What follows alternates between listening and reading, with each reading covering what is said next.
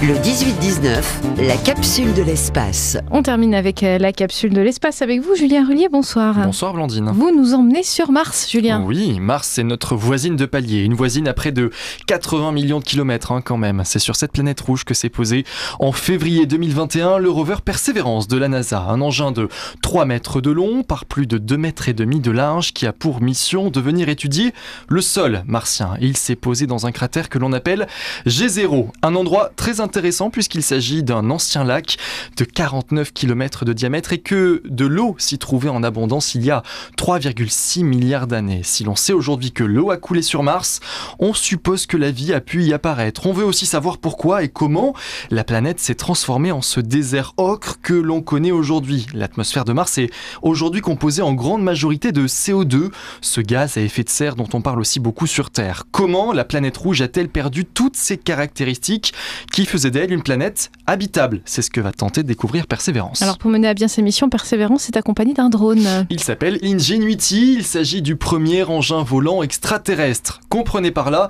que le drone est le premier appareil à décoller d'une autre surface que la Terre. Pour la NASA, il s'agissait d'une mission de démonstration. Personne n'avait encore tenté l'expérience auparavant. Et donc le 19 avril 2021, le drone prend son envol.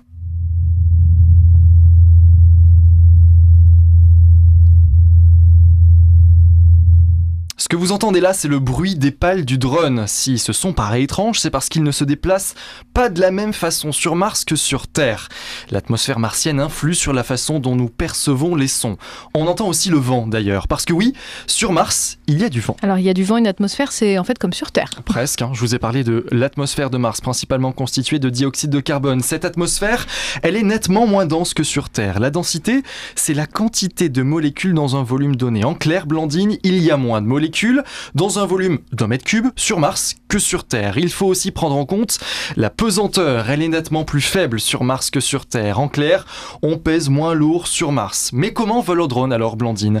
En faisant tourner rapidement ces pales qui reposent sur cette atmosphère. Il fallait donc, dès la conception du drone, adapter Ingenuity aux caractéristiques martiennes. Mais en clair, qu'est-ce qu'il faut faire, Julien? Eh bien, s'il y a moins de molécules sur lesquelles s'appuyer sur Mars, il faut de plus grandes pales pour compenser. Celle d'Ingenuity mesure plus d'1 mètre de long. Il faut aussi les faire tourner plus vite pour créer de la portance. Elles font entre 2400 et 2900 tours par minute. Avec ces caractéristiques, l'engin qui pèse 1,8 kg sur Terre, soit près de 700 grammes sur Mars, peut s'élever au-dessus de son compagnon de voyage, Perseverance. Le premier vol a donc eu lieu en avril 2021. Est-ce qu'il a été couronné de succès? Oui, et comment? En quasi direct, les équipes de la NASA ont observé la progression du drone depuis leur centre de contrôle. En ce 19 avril 2021, donc, le drone allume ses moteurs et s'élève à 3 mètres d'altitude avant de se reposer sans encombre. Hors de question d'aller plus loin pour l'instant.